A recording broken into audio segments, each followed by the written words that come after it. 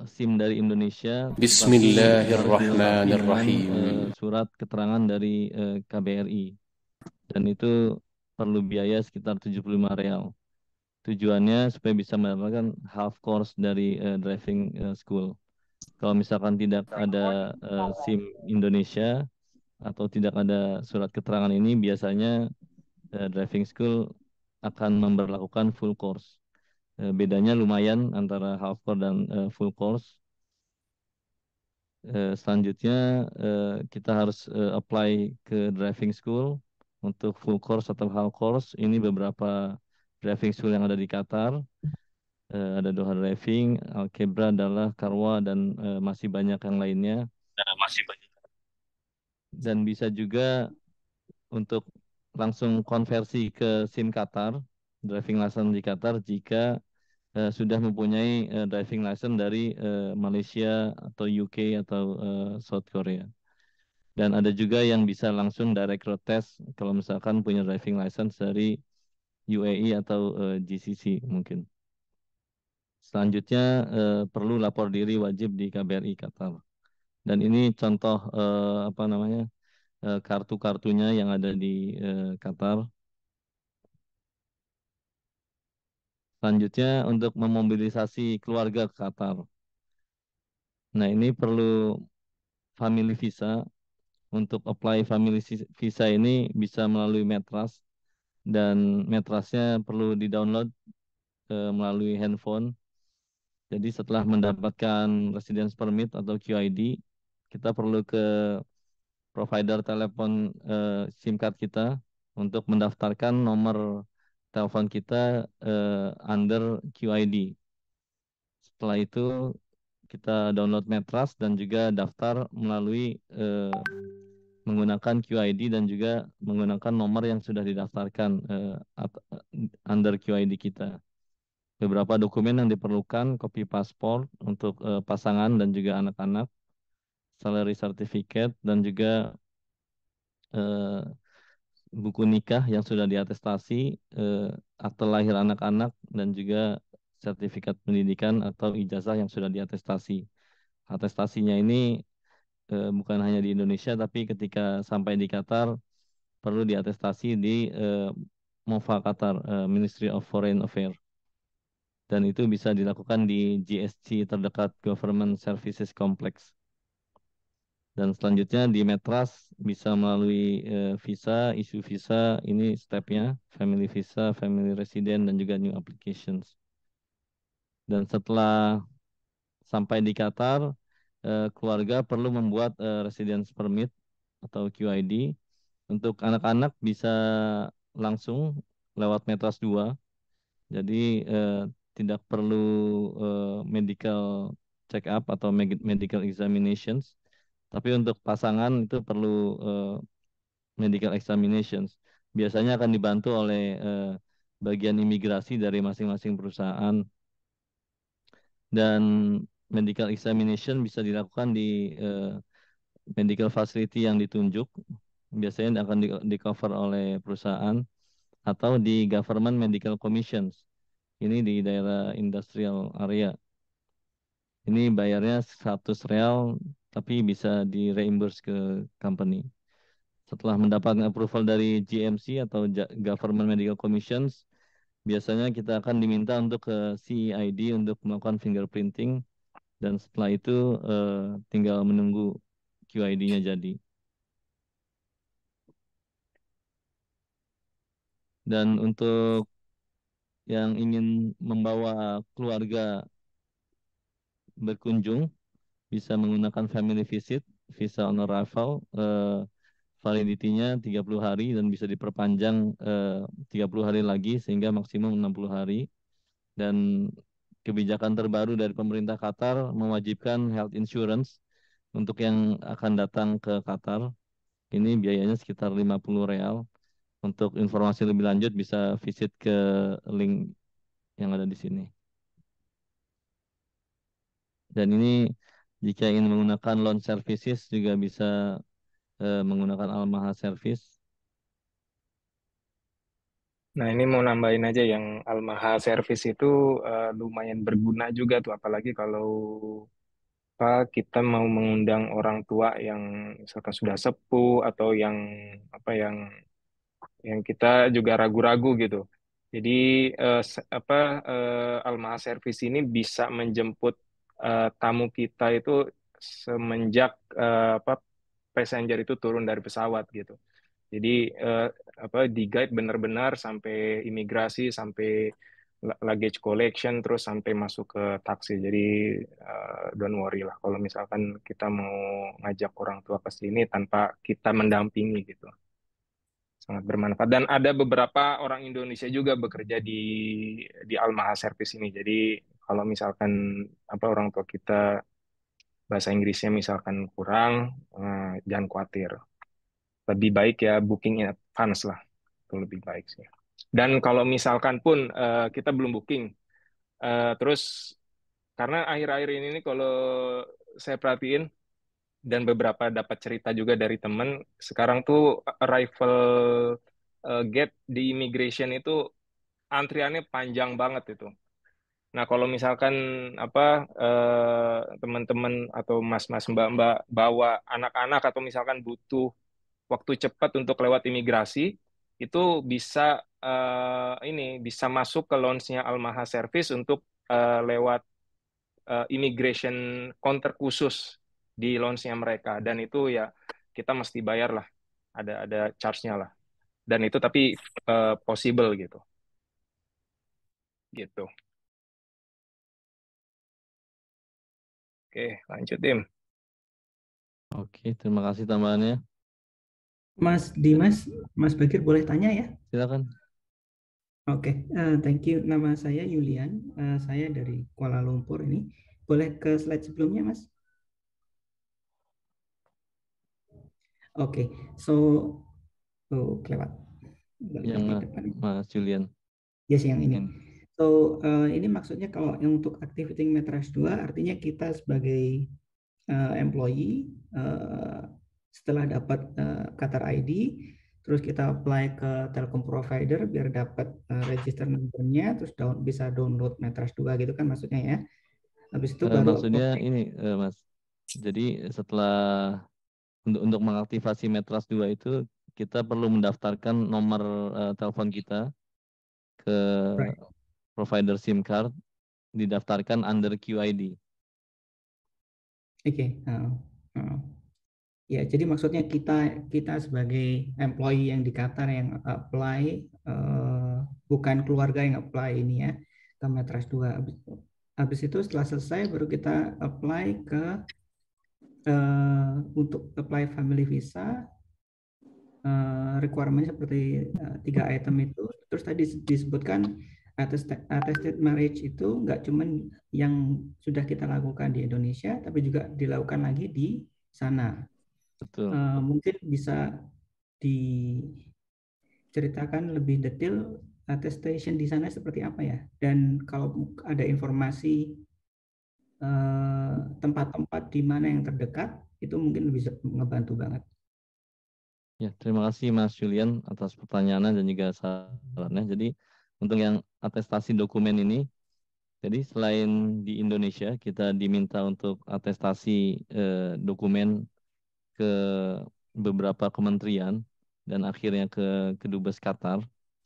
Dan di Qatar, setelah sampai di Qatar itu perlu diatestasi lagi di Ministry of Foreign Affairs, jadi Kementerian Luar Negerinya. Dan untuk atestasi itu bisa ada namanya Government Services Complex.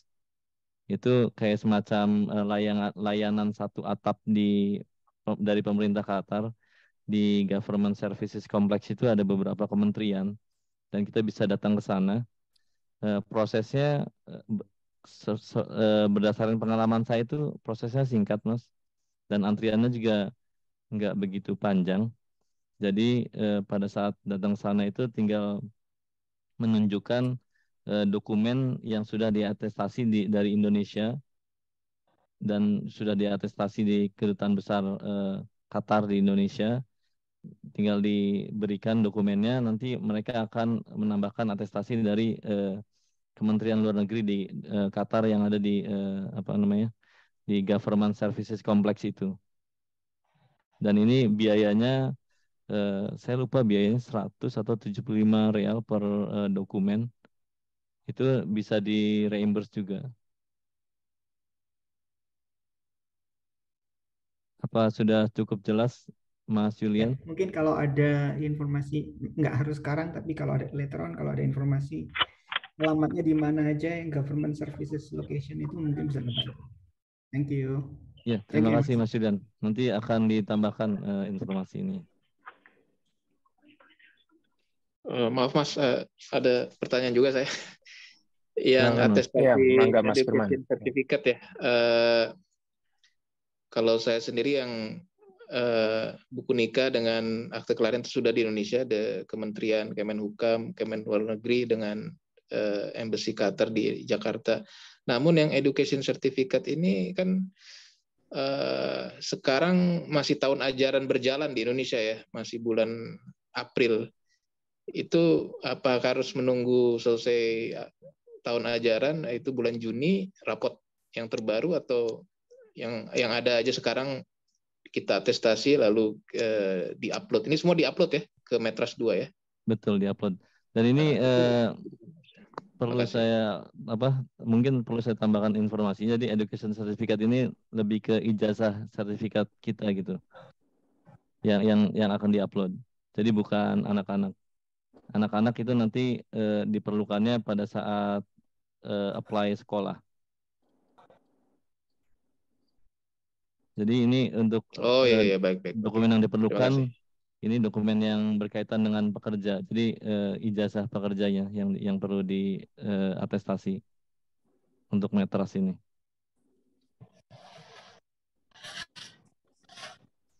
Mungkin Assalamualaikum Mas Waalaikumsalam. Dimas, Mas Firman tadi menanggapi pertanyaan Mas Firman. Suara saya kedengeran nggak ya? Kedengeran, Mas Bayu? Iya, jadi saya kebetulan punya pengalaman yang mirip dengan pertanyaan Mas Firman. Kalau pengalaman saya pada waktu itu memang saya pada saat apply sekolah untuk anak saya menggunakan laporan rapot dari semester sebelumnya.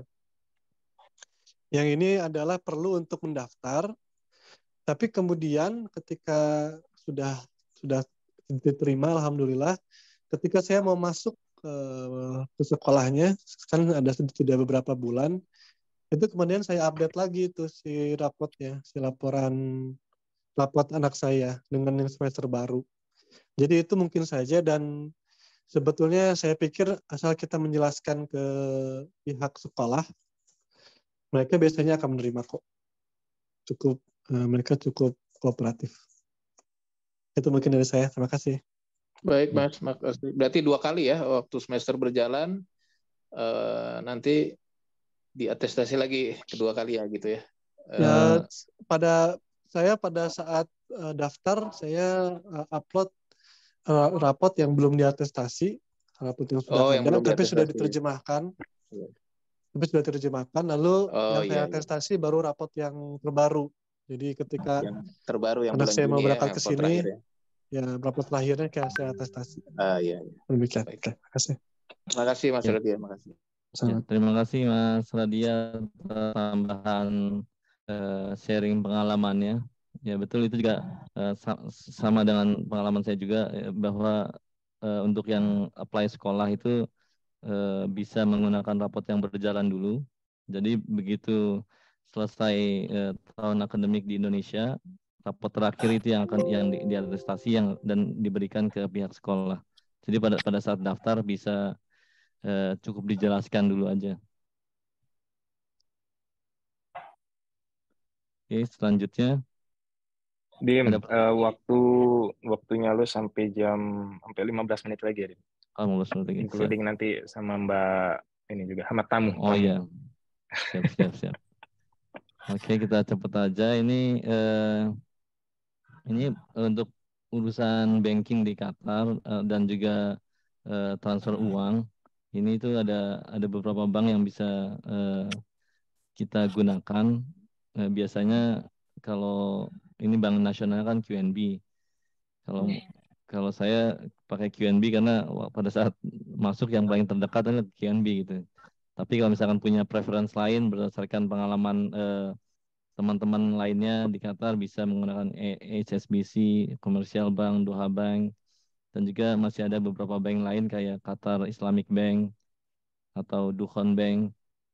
Dan untuk mengenai remittance company ketika mengirimkan uang ke Qatar, dari Qatar ke Indonesia itu ada beberapa opsi, misalkan Western Union, City Exchange, Gulf Exchange, atau alternatifnya Uridu Money. Tapi Uridu Money ini juga nantinya akan menggunakan exchange yang di atas ini. Cuman bedanya biayanya 5 real lebih besar. Jadi kalau misalnya pakai yang exchange ini biasanya tuh paling 15 real ongkir biayanya, dan ada maksimum capnya biasanya per hari 23.000 real. Ini berdasarkan pengalaman di Gulf Exchange. Dan juga untuk credit card biasanya limitnya itu bisa disesuaikan tergantung keinginan kita dan juga tergantung salary kita. Dan untuk deductionnya jumlah yang sama akan dipotong pada saat repatriation proses atau pada saat tanggal jatuh tempo itu biasanya langsung dideduct dari rekening. Dan selanjutnya itu nextnya, nah biasanya itu pada saat kita mengirim uang dan kita lihat di rekening kita di Indonesia itu biasanya melalui BCA. Nah ini berdasarkan informasi dari Ketua IATMI akan ada pemaparan singkat dari BCA nih. Silakan Gir. Ya betul. Terima kasih Mas Dimas. Nah ini kalau ada pertanyaan sambil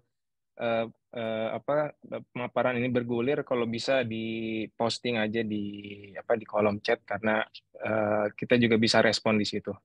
Nanti kita fleksibel aja. Kalau waktunya cukup, kita diskusikan bareng-bareng di sini. Tapi kalau misalkan just in case nanti waktunya limited, karena kita juga membuka puasa ya, dan ada satu topik lagi, kita diskusi di chat box aja. Nah, alhamdulillah kita juga nih ada tamu khusus nih sore ini. Alhamdulillah IATMI Qatar dapat tamu dari BCA, representatif di Qatar, Mbak Dian. Nah, Mbak Dian mau memaparkan juga nih, memperkenalkan BCA itu apa sih kegiatannya di sini, karena sejujurnya saya juga tahu BCA ada di sini, cuma baru tahu kegiatan BCA di sini itu apa itu baru beberapa minggu yang lalu gitu. Jadi untuk waktu dan tempatnya kami persilakan Mbak Dian. Ya, Assalamualaikum warahmatullahi wabarakatuh. Terima kasih Mas Bagir untuk waktunya dan teman-teman IATMI semuanya. Salam kenal yang belum kenal. Dan hari ini saya akan memperkenalkan lebih dalam tentang perannya BCA di Qatar. Untuk teman-teman yang lama mungkin sudah mengetahui, dan teman-teman yang baru mungkin belum tahu banyak, dan mungkin saya akan menjelaskan secara singkat ya bagaimana perannya BCA berada di luar negeri termasuk di Qatar. Saya akan share screen sekarang ya Mas Bagir. Ya, silakan Mbak.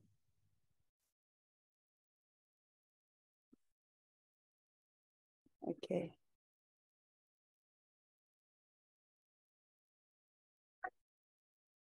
Pakai musik. Ya, jadi sebetulnya BCA di Qatar itu kita under international banking ya. Dan ini perkenalan saya. Saya tercatat tahun 2010 sebagai staf BCA untuk international banking dan penempatan di Qatar. Kalau teman-teman nanti ada yang mau tanya langsung raise hand nggak apa-apa ya. Dan ini yang untuk penjelasannya BCA di internasional, khususnya kami itu memiliki beberapa jaringan lebih dari 100 negara dan memiliki 300.000 outlet yang tersebar di seluruh dunia untuk pembayaran sentra internasional. Lalu bagaimana BCA di luar negeri, apakah bisnisnya apa saja seperti itu ya. Kebetulan kami itu memang yang kami handle itu untuk corporate. Jadi ada beberapa bisnis yang kita jalani, yang sudah berjalan tentunya. Ada forex, ada treasury, ada ekspor, ada impor, dan yang berhubungan dengan teman-teman Indonesia, yaitu remittance. Tentunya teman-teman semua yang bekerja di luar negeri, baik itu di Qatar atau dimanapun, pasti ada keperluan untuk mengirim uang, walaupun sedikit, entah itu untuk investasi, entah itu untuk memberikan support keluarga atau sebagainya. Dan saya rasa remittance ini sebagai kebutuhan pokok setiap kita yang berada di luar negeri, mau kita Indonesia, Filipina, India, atau semuanya. Jadi pasti ada mengirimkan uang ke negaranya masing-masing. Jadi yang berhubungan dengan forex, treasury, ekspor, import, mungkin saya tidak bisa menjelaskan terlalu banyak karena memang ini berhubungan dengan corporate yang kita bisnis corporate yang kita jalani antara BCA dan beberapa partner-partner kita juga. Jadi partner kita itu akan saya jelaskan satu-satu. Di sini ada Doha Bank, ada QNB, ada Gulf Exchange, betul tadi yang sudah dipaparkan sebelumnya oleh Mas Dimas, ada City Exchange, dan ada Al Fardan. Di mana untuk Doha Bank dulu, ya saya menjelaskan bisnis apa saja yang ada di sana. Jadi kita partnership dengan Doha Bank untuk ekspor impor juga, untuk treasury, dan untuk remittance. Jadi apabila teman-teman memiliki payroll banknya itu Doha Bank, ya ini bisa langsung untuk mengirim uang ke Indonesia melalui routernya BCA. Di sana ada 2 account sebagai tujuannya, bisa untuk account dolar dan untuk account rupiah, seperti itu. Dan yang kedua untuk QNB memang kita ada juga kerjasama partnership untuk treasury dan untuk forex juga. Dan memang ada kolaborasi juga dengan QNB Indonesia. Namun untuk remittance ya router untuk remittance di QNB berbeda dengan di Doha Bank. Seperti itu. Kalau untuk selanjutnya untuk Gulf Exchange, mungkin teman-teman sudah familiar semuanya. Gulf Exchange sebagai financial institution, sebagai exchange company, mengirim dana untuk ke seluruh dunia, termasuk ke Indonesia. Dan Gulf Exchange salah satu priority partner dari BCA. Jadi istilahnya seperti ini, kalau untuk remittance. BCA itu sebagai suppliernya, seperti itu. Mau Doha Bank, QNB, Gulf Exchange, City, dan Al Fardan, mereka itu membeli rupiah di kami. Seperti itu. Sebelumnya memang ada teman-teman yang lain dari Bank Indonesia lain seperti Mandiri, seperti BNI ya. Namun udah beberapa tahun ini saya menjadi single fighter sendirian saja. Jadi mitra-mitra di sini membeli rupiah di kami di Indonesia ya. Lalu mereka memberikan servis pelayanan untuk kiriman ke Indonesia. Pasti teman-teman udah pernah pengalaman ya dari Gulf Exchange atau City Exchange. Ya, jadi kenapa saya terkadang mention Gulf Exchange, City Exchange, dan Al Fardan Exchange. Dari BCA sendiri sebetulnya dari bisnis ini sebetulnya sangat-sangat kecil sekali ya di BCA. Namun saya berpikir apa ya yang bisa kita lakukan untuk masyarakat di Indonesia gitu ya, masyarakat Indonesia di Qatar gitu ya. Jadi dari Gulf, City, dan Al Fardan ini mereka itu bisa diajak kerjasama untuk memberikan rate terbaik untuk teman-teman warga Indonesia yang ada di Qatar. Jadi kalau misalnya teman-teman kirim di Gulf Exchange, katakanlah rate-nya 4.100 ya untuk saat ini ya katakanlah. Lalu di tempat lain saya yakin di sana akan lebih rendah daripada Gulf dan City. Jadi itulah yang kita bisa berikan bersama-sama untuk masyarakat Indonesia di Qatar. Mbak, pertanyaan Mbak, kalau di tempat lain ada yang rate-nya lebih bagus, lapor ke Mbak Dian aja bisa ya Mbak ya? Boleh. Ya, apabila teman-teman mendapati rate yang lebih bagus di hari itu, boleh WhatsApp saya atau tanyakan ke saya. Gitu. Selain itu juga kenapa saya mention partner BCA yang Gulf City dan Al Fardan. Jika memang teman-teman memiliki permasalahan yang kiranya sulit ya, katakanlah sudah berapa hari kok dananya belum masuk ke rekening atau tidak ada kejelasan atau apa. Jadi peran kita BCA juga bisa membantu teman-teman di sini. Gitu. Jadi kita bisa menginvestigasi kemana dana tersebut atau memang kita bisa meyakinkan teman-teman dengan keamanan dana tersebut. Seperti itu. Mau tanya? Silakan. Kalau dari Gulf atau dari Citi kirim ke rekening kita yang BCA juga itu langsung masuk ya? Jadi oke, kan saya jelaskan di slide selanjutnya. Jadi di sini BCA itu punya router sendiri dari partner-partnernya juga ya. Sistem BCA itu terintegrasi dengan mitra-mitra. Gitu. Jadi istilahnya gampangnya dinikahkan lah seperti itu. Jadi dari Doha Bank, City Exchange, Al Fardan dan Gulf Exchange kita punya routernya itu langsung BCA yang bisa langsung transfer ke semua rekening bank di Indonesia. Itu ada kurang lebih 70 banks yang di list kita. Jadi kenapa teman-teman saya sarankan, terutama yang baru datang ya, bukan karena saya bekerja di BCA, hanya promosi saja, tidak. Jadi kenapa kalau misalnya di memiliki rekening BCA, itu akan lebih cepat, satu. Yang kedua, karena tidak ada clearing ya. Yang kedua, biaya juga lebih efisien, seperti itu. Lalu juga apabila tanggal merah atau lebaran gitu ya, kita tidak perlu melakukan clearing lagi, gitu. Jadi kalaupun teman-teman memiliki rekening yang lain, katakanlah Mandiri, BNI atau bank lain syariah atau tidak apa-apa juga gitu. Tidak masalah. Hanya saja perbedaannya apabila langsung ke BCA itu langsung direct kiriman dari katakanlah Gulf Exchange langsung ke BCA. Namun apabila rekening lain dari Gulf Exchange router dulu ke BCA dulu baru ke bank tujuan seperti bank syariah atau bank Mandiri atau yang lain. Akan sampai juga, namun melewati beberapa proses seperti itu. Kira-kira bisa ditangkap deh Pak. Iya. Ya, Kantor BCA di Qatar di mana sih? Jadi kantor kami itu tetap di kantor pusat di Indonesia. Jadi saya itu memang mobile juga. Terkadang saya memang meeting dengan mitra-mitra atau memang saya ke cabang mitra untuk mengecek apakah ada masalah, apakah ada kendala, atau ada beberapa training dengan mitra-mitra, staf mitra-mitra juga. Seperti itu.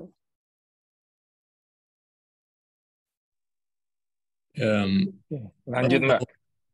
Ya, nanti kita bahas tentang mitra-mitranya BCA ya. Mungkin ada masukan dari teman-teman, terus juga pengalamannya bagaimana gitu. Bagir, quick question boleh? Ya, last one deh. Ini sebelum Mbak Dian lanjut. Ya, Mbak Dian. Kalau misalnya saya ada isu dengan token atau ATM dan segala macam BCA yang di Indonesia, apa bisa ikut di follow up dari sini? Karena untuk kontak agak sulit ya. Kita coba beberapa kali gitu. Oke. Ya, memang kami untuk pelayanan domestik, kami memiliki tim sendiri. Nah, seperti misalnya untuk pembukaan rekening. Pembukaan rekening juga kita sudah ready, CS kita sudah ready di Indonesia untuk bisa melayani pembukaan rekening dari luar negeri. Dan termasuk juga untuk token kelok ya. Token kelok memang kita bersentral itu di Halo BCA. Di Halo BCA itu sudah memberikan pelayanan seluruhnya juga. Jadi bukan hanya di domestik saja, untuk di luar negeri juga bisa dilayani. Namun apabila membutuhkan bantuan saya, katakanlah sudah lama di follow up tidak ada kejelasan atau memang belum ada solusi seperti itu, mungkin dari laporan itu nanti ada nomor INV-nya berapa ya, bisa email saya juga. Nanti akan saya bantu. Seperti itu. Baik, terima kasih banyak. Lalu apa sih goalnya BCA di luar negeri? Ya, tentunya setiap kita sektor industri pasti pengen punya goal tersendiri. Salah satunya memang kita dapat meningkatkan service excellence ya secara terus-menerus menciptakan wow untuk market di Indonesia. Jadi untuk corporate, untuk forex, untuk treasury, untuk semuanya itu memang kita harus menciptakan wow tersebut gitu loh. Lalu juga memberikan support penuh kepada mitra-mitra BCA di Qatar. Seperti tadi yang sudah saya sebutkan, seperti Doha Bank, QNB, Gulf Exchange, City Exchange, dan Al-Farden Exchange. Jadi kami juga memberikan support kepada mitra-mitra BCA di Qatar untuk memberikan kepercayaan kepada masyarakat juga untuk menggunakan mitra-mitra pelayanan dari mitra-mitra BCA di Qatar. Lalu juga meningkatkan value dan value transaksi dari luar negeri. Baik itu transaksi individual, baik itu transaksi corporate yang mungkin kurang lebih ya billion dolar ya seperti itu ya masuk untuk ke Indonesia. Gunanya juga untuk perbankan Indonesia. Jadi selanjutnya untuk dapat bekerja sama dengan semua golongan masyarakat di luar negeri. Yang artinya kita memang bisa menjalin kerjasama bukan hanya Indonesia saja. Memang prioritas kami memang Indonesia, tapi kita juga berusaha untuk bisa bekerja sama semua masyarakat, baik itu bisnis dari India, bisnis dari Middle East sendiri, atau mungkin dari luar negara lainnya. Dan selanjutnya meningkatkan kemampuan komunikasi kepada semua staf di luar negeri bersama partner untuk bisa mengatasi keluhan dan agar bisa bersinergi untuk bisa menciptakan goal bersama. Mungkin teman-teman di IATMI juga kurang lebih sama ya, kita bekerja di luar negeri, kita bekerja multinationality, yang artinya memang dari bahasa, dari mungkin culture yang berbeda-beda, seperti itu. Jadi tugas kami juga berada di luar negeri untuk bisa mempersatukan komunikasi tersebut agar bisa bersinergi bersama. Ya, tarik-tarik itu ya. Ya, saya lanjutkan ya. Jadi ini adalah salah satu bagian dari kami BCA untuk mensupport partner kami, di mana Gulf Exchange salah satu partner kami mengadakan reward seperti itu. Jadi kenapa saya bilang ke Mas Bagir dan teman-teman pakainya apa ya biasanya kirim ke Indonesianya seperti itu kan ya, kirimnya pakai Gulf Exchange saja. Saya memang menyarankan juga gitu ke teman-teman yang lain karena memang Gulf Exchange selain memberikan rate yang bagus gitu ya, sudah bekerja sama dengan BCA di Indonesia, lalu juga mereka mengadakan seperti hadiah-hadiah seperti ini gitu. Sayang kan kalau misalnya teman-teman Indonesia melewatkan momen-momen ini.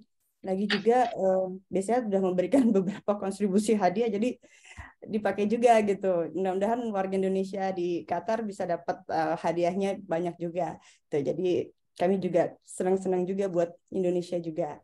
Gitu. Potongannya sampai berapa, Mbak, kalau pakai Gulf Exchange? Bagaimana, Ibu? Potongannya sampai berapa USD ketika kita pakai Gulf Exchange kita kirim ke BCA USD? Oke. Semua sama, mau dari Gulf Exchange, Doha Bank atau City Exchange. Untuk rekening dolar, rekening tujuan adalah BCA ya. Rekening BCA tujuan dolar. Ya, hanya $5. Itu by system. Sebelum saya di sini pun itu sudah deduction karena untuk biaya sistemnya. Lalu ya apabila dari Gulf Exchange sama untuk rekening dolar itu $5. Namun untuk rekening rupiah Rp25.000 dan rekening bank lain sebetulnya lebih mahal daripada itu karena ada biaya clearing lagi seperti itu. Tapi ketika kita hitung lebih dari 45 USD loh, Mbak. Kemarin suami saya kirim ke dari Qatar ke BCA USD. Kalau boleh saya tahu di mitra Qatarnya banknya namanya apa? HSBC, terus satu lagi nanti kita confirm. Ya. Seperti itu sih, Mbak. Kita beberapa kali kirim itu hitung-hitungannya lebih dari 30 USD kita kena charge-nya. Padahal di Qatar suami saya juga udah bayar pakai Real Qatar. Tapi ketika kita terima itu selisihnya lebih dari 30 USD. Oke, Ibu Yula. Ya, terima kasih untuk informasinya. Jadi oleh sebab itu kenapa saya selalu mention mitra-mitra kami di Qatar. Ya, inilah mitra kami. Doha Bank untuk remittance bisa berjalan. QNB saya belum rekomendasi untuk remittance ya. Kalau untuk bisnis lain memang sudah berjalan. Untuk Gulf Exchange, City Exchange, dan Al Fardan. Apabila yang saya katakan ada $5, ya, apabila lebih dari $5 mungkin bisa dikomunikasikan dengan saya. Kalau untuk HSBC mungkinan itu jadi besar biayanya karena mereka memiliki router yang tidak langsung gitu loh Bu. Jadi routernya muter dulu ke bank A, bank B, bank C. Jadi potongan itu $5, $5 seperti itu. Jadi kenapa saya rekomendasikan langsung mitra-mitra kami, selain biayanya juga murah dan bisa langsung direct ke BCA, dan juga apabila ada masalah itu bisa langsung dibicarakan dengan saya seperti itu. Boleh minta kontaknya, Mbak? Boleh. Ya, Nah, jadi itu di last slide-nya kayaknya tuh. Ya, untuk promotion sebelum, ini salah ya Mas Bagir. Ya, untuk promotion ini kira-kira teman-teman ada yang mau dipertanyakan nggak? Mudah-mudahan sih bisa bersinergi bersama karena BCA juga ikut serta nih untuk memberikan hadiah-hadiahnya. Sayang kan kalau hadiahnya diberikan ke orang-orang negara lain gitu. Oke, ini slide selanjutnya. Jadi untuk teman-teman yang mau kontak ke saya bisa di nomor terlampir di slide dan bisa juga ke email. Oke, terima kasih Mbak Dian. Nanti kalau ada teman-teman yang butuh pertanyaan atau nanti lebih ada pengen nanya sesuatu tentang BCA bisa langsung dihubungi Mbak Dian, atau seiring berjalannya pemaparan ini, sharing session ini bisa nanya juga lewat chat room ya. Boleh silakan. Oke, Dimas balik. Terima kasih Mbak Dian. Balik lagi ke Dimas, Dim. Siap, Gir. Tapi boleh bisa minta tolong di speed up ya. Ya, siap. Nah, ini karena waktunya udah terbatas, nanti untuk slide berikutnya dari Dimas kita selesaikan dulu, terus kemudian Mas Ari presentasi. Kalau misalkan di akhir kita ada waktu lebih, nah kita tumpahkan semua sesi tanya jawab di situ. In the meantime, kalau ada pertanyaan langsung posting aja di chat box ya. Terima kasih semuanya. Oke, terima kasih Bagir. Selanjutnya untuk masalah sekolah di Qatar, ini ada beberapa kurikulum yang ada di Qatar, dan ini biasanya masyarakat Indonesia menyekolahkan anaknya di beberapa sekolah di sini, tapi sebenarnya masih banyak lagi yang target sekolah masyarakat Indonesia itu bukan cuma QIS, Doha College, ASD atau Qatar Finland, tapi ada juga Newton dan juga Doha Academy dan lain-lainnya. Dan biasanya pertimbangannya kurikulum, reputasi sekolah, lokasi terhadap rumah atau terhadap kantor, dan juga budget. Dokumen yang diperlukan itu seperti yang dijelaskan sebelumnya, dokumen rapot sekolah dan juga sertifikat vaksin dari rumah sakit. Dan ada juga ekstrakurikuler di Qatar ini yang diinisiasi oleh komunitas masyarakat Indonesia sendiri.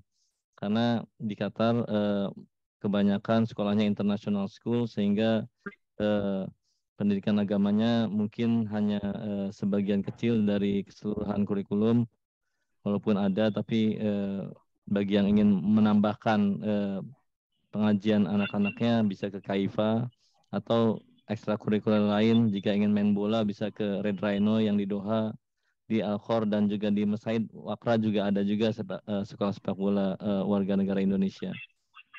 Dan juga masih banyak ekstrakurikuler lain yang diselenggarakan oleh pihak privat di Qatar.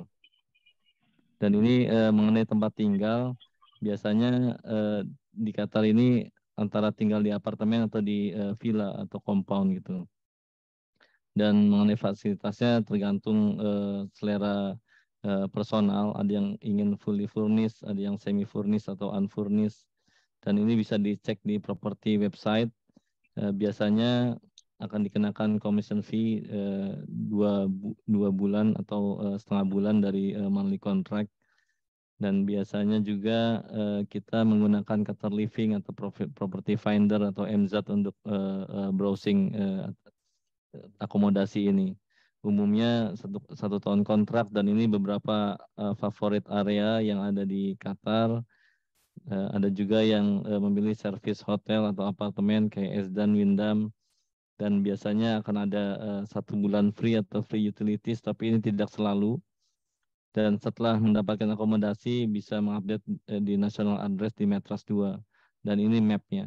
Dan ada satu area di sini yang sedang dalam pengembangan. Jadi pemerintah Qatar sedang mengembangkan ke arah utara, yaitu Lusail area.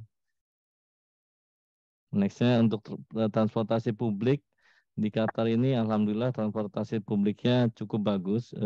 Doha Metro ini bersih dan juga nyaman, dan juga tersedia layanan fasilitas feeder services yang gratis. Itu ada Metrolink. Ini berdasarkan stasiun stopnya. Nanti bisa dilihat di link ini untuk disesuaikan dengan daerah kita tinggal. Di situ ada beberapa station stopnya. Atau Metro Express ini juga menggunakan feeder service, menggunakan van. Tapi ini mesti booking lewat Karwa Taksi, aplikasi Karwa Taksi. Dan untuk Metro ini bisa download Qatar Rail untuk cek saldo dan juga untuk top up saldonya. Dan biasanya biayanya itu 2 real per trip, dengan maksimum 6 real 1 hari untuk beberapa kali trip. Dan ada Gold Club, kalau yang ingin Gold Club tapi lebih mahal dan memang lebih bagus gerbongnya, 10 real per trip. Dan ini untuk Karwa bisa di-download aplikasinya Karwa Taksi atau Karwa Bus. Selain Karwa ada juga Uber atau Karim. Nah, ini untuk transportasi, ini untuk driving license berlakunya 5 tahun. Biasanya bisa membeli di showroom mobil untuk mobil-mobil baru atau mobil bekas, bisa di car dealer, ada Oasis, Prestige, ada atau juga bisa melalui website atau aplikasi Qatar Sale, Qatar Living, MZ. Beberapa pertimbangannya budget, safety, reliability, dan juga preference masing-masing dan favorit modelnya tiap orang beda-beda. Ada yang suka SUV, 4x4 atau mobil-mobil Eropa atau Jepang. Dan ini biasanya akan ada asuransi mobil. Harganya sekitar sekian, 2,5% dari harga mobil, dan asuransinya salah satunya QIC, tapi ada juga asuransi lain. Dan ini Istimara itu STNK, dan ini tahunan untuk diperbarui dan mesti lolos inspeksi di FAHES. Dan beberapa tipsnya itu adalah kita bisa minta company discount rate atau negosiasi untuk gratis maintenance sampai sekian ribu kilometer. Atau kalau dicek masing-masing perusahaan biasanya punya company car loan dan memberikan 0% interest dalam waktu 3 atau 4 tahun. Dan ini buat shopping, bapak-bapak, ibu-ibu atau rekan-rekan biasanya ke Carrefour, Monoprix, Almira, dan banyak tempat shopping di Qatar. Ini hanya sebagian, sebenarnya masih banyak lagi tempatnya, dan ini bisa gampang di searching di Google Maps. Dan untuk yang small shop itu atau traditional shop yang relatively lebih murah, ada Rawonak, Rames, atau beberapa shop di Qatar. Dan untuk food delivery service bisa menggunakan Talabat atau Rafik, Sununu, Deliveroo. Dan ini beberapa hospital, medical atau dental center yang ada di Qatar. Ini juga sebagian yang saya dapatkan dari referensi ini. Hukum ini salah satu website referensi dari Ministry of Interior Qatar, dan dental center juga. Untuk primary healthcare ini puskesmasnya versi Qatar. Jadi setiap area itu punya primary healthcare center masing-masing, dan untuk mendaftarkan diri kita mesti apply Hamad health card seperti yang dijelaskan di depan. Itu biayanya 100 real untuk per tahun untuk per kepala, dan apply di masing-masing primary healthcare center, dan bisa dirujuk ke sini, link ini. Dan ini garis besar petanya, jadi masing-masing area sudah ada primary healthcare centernya. Dan ini jika yang kangen masakan Indonesia bisa ke Central, Mama Rozi, Warung Bu Mariam, Tofu and Cake, ada Pearl of Beirut, Sizzler. Dan untuk belanja Indonesia bisa ke Katindo Quick atau Jakarta Supermarket, Bandung Food Center. Ya, silakan diupdate dari rekan-rekan yang sudah lama di Qatar, barangkali ada yang terlewat tempat makan Indonesianya. Dan ini beberapa tempat rekreasi di Qatar, umumnya ke pantai-pantai, tapi ada juga wisata museum. Ini salah satu museum Syekh Faisal bin Qasim Museum yang ada di As-Sahania. Ini koleksi pribadi beliau semua. Ada juga museum yang terbaru, museum Sport Museum di dekat Khalifa Stadium, dan beberapa rekreasi lainnya adalah park. Dan di Qatar ini terdapat outdoor jadi air condition outdoor yang terpanjang di dunia. Jadi dia masuk dalam Guinness World Record di Al Senim. Dan ada beberapa iconic places lainnya dan juga public art yang ada di Qatar. Dan yang terbaru itu ada Al-Maha Island. Dan ini untuk yang Muslim yang pengen berhaji atau untuk yang ingin melakukan road trip ke GCC, bisa. Jadi pemerintah Saudi tahun lalu itu mulai memberlakukan e-visa buat GCC residents, dan ini sangat penting untuk warga negara Indonesia karena e-visa itu tidak memasukkan Indonesia sebagai negara yang berhak melakukan apply e-visa. Jadi kita warga negara Indonesia di Qatar alhamdulillah diberikan kesempatan untuk apply Saudi e-visa karena kita sebagai GCC resident. Dan untuk apply-nya bisa ke link ini, beberapa dokumen yang diperlukan, paspor, at least 6 tahun validity-nya, residency ID, GCC, atau QID, minimum age-nya 18 tahun. Anak-anak itu bisa under orang tuanya sebagai sponsor. Jadi orang tuanya dulu yang harus apply, baru anak-anaknya bisa apply. Fee-nya sekitar 400-500 real. Dan juga jika ingin berumroh, di situ akan ada pertanyaan, do you want to perform umroh? Kita tinggal cek aja, yes, nanti akan diizinkan umroh. Dan ini bisa multiple entry dan berlaku 1 tahun, bisa apply sendiri dan relatively cepat dan mudah prosesnya, atau bisa juga melalui beberapa mutoa di Indonesia yang menyediakan jasa untuk pembuatan visa untuk ke Saudi. Dan untuk haji dari Qatar, peraturan terbaru itu minimum 40 tahun umurnya dan sudah menyelesaikan 2 dosis COVID vaksin, dan juga minimum 10 tahun residensi. Jadi yang baru-baru mesti bersabar 10 tahun dan juga memastikan umurnya di atas 40 tahun.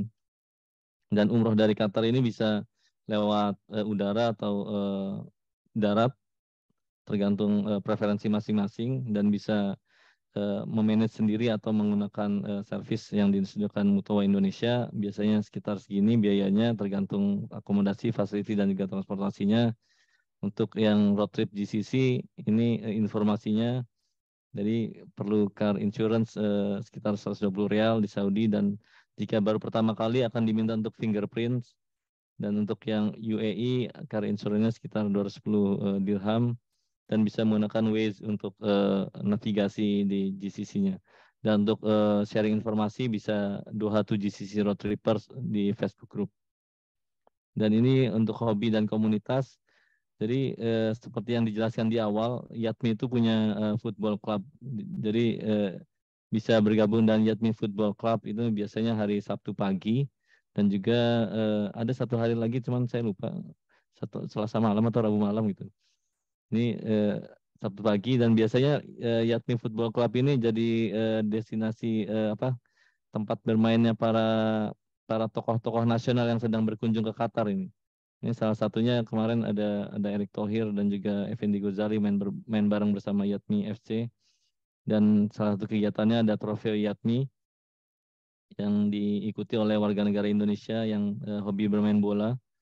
dan juga masih banyak komunitas lain dari olahraga, dancing, kopi, terusnya ada ngedun dancing, ada camping, ada shooting, ada diving, dan juga di Qatar ini ada beberapa international sport event yang salah satunya yang tahun lalu World Cup, dan kedepannya ini ada Asian Cup Januari 2024, dan di sini ada negara Indonesia yang akan bermain. Ya, siap-siap untuk menjadi supporter mendukung Indonesia di Asian Cup tahun depan insya Allah. Dan juga ada komunitas keagamaan dari yang Muslim, itu ada IMSKA, ada PCINU, dan ada Asuna Qatar.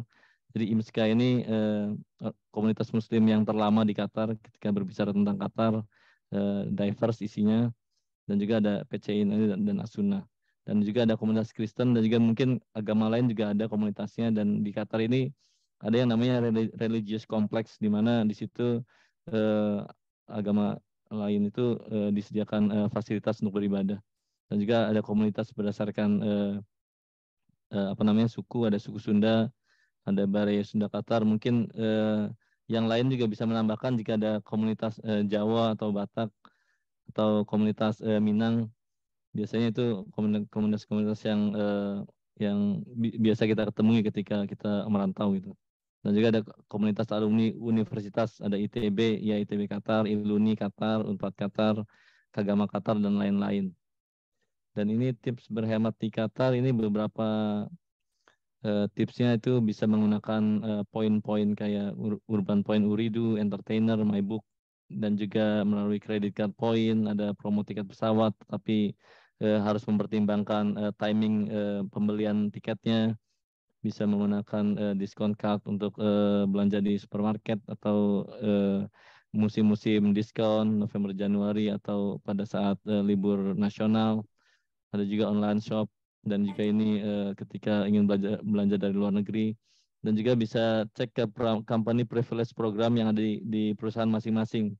Jadi mungkin beberapa perusahaan itu menyediakan salah satu halaman websitenya untuk menggunakan menyediakan informasi bagi karyawan-karyawannya untuk company privilege program, dan ini bisa dimanfaatkan. Dan ini ada sekilas tentang KBRI Doha. Biasanya kita menggunakan layanan KBRI Doha itu untuk paspor yang berkaitan dengan paspor, misalnya paspor untuk anak yang baru melahirkan, atau paspornya habis atau halamannya penuh karena sering jalan-jalan, atau penggantian paspor karena hilang atau rusak atau ubah data. Dan ini biayanya bisa dilihat di sini untuk paspor itu sekitar 95 real. Dan juga Dim, sekarang last 1 minute ya, Dim. Ya, sekarang itu kalau nggak salah 10 tahun berlakunya kalau perpanjangan paspor di sini. Dan ini beberapa nomor-nomor penting yang bisa dicatat ketika kita tinggal di Qatar. Dan ini akun sosial media yang bisa di-follow, dan lupa follow atau subscribe akun-akun yang ada di depan ini. Ini Yatmi Qatar. Ada juga Yatmi FC ini itu. Yatmi FC Qatar. Ah, ya itu. Itu ya, sering banyak postingan juga tuh. Betul. Ya, dari saya cukup sekian, Gir. Semoga bermanfaat. Nanti jika ada pertanyaan kita diskusi lewat chat room. Oke, terima kasih. Assalamualaikum warahmatullahi wabarakatuh.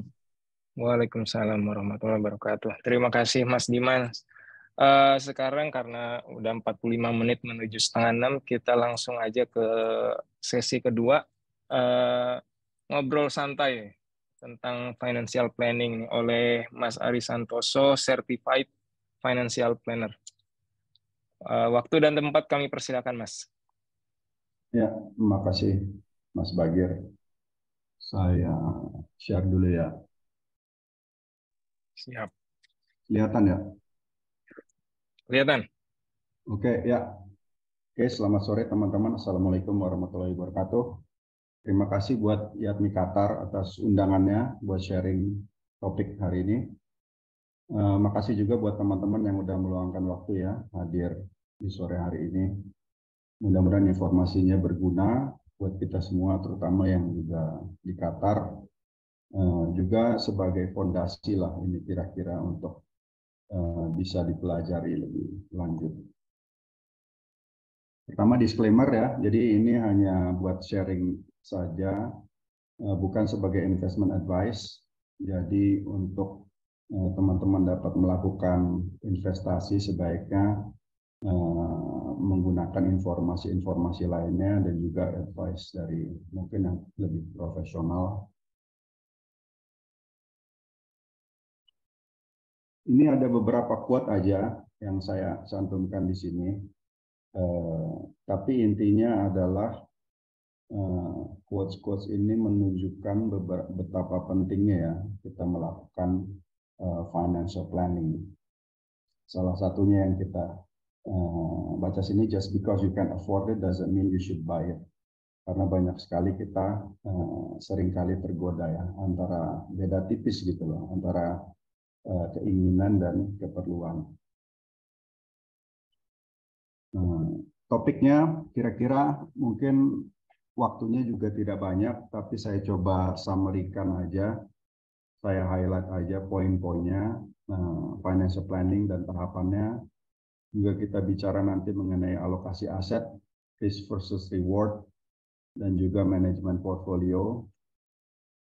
Sedikit mengenai jenis-jenis investasi, bagaimana kita bisa memonitor performance financial plan kita, dan juga nantinya rebalancing. Dan juga kita touch sedikit mengenai perencanaan dana pendidikan anak dan pensiun. Mungkin kalau ada pertanyaan bisa di chat aja dulu biar saya go through materinya. Nanti kita bisa diskusi lebih lanjut. Jadi sebenarnya apa sih financial planning?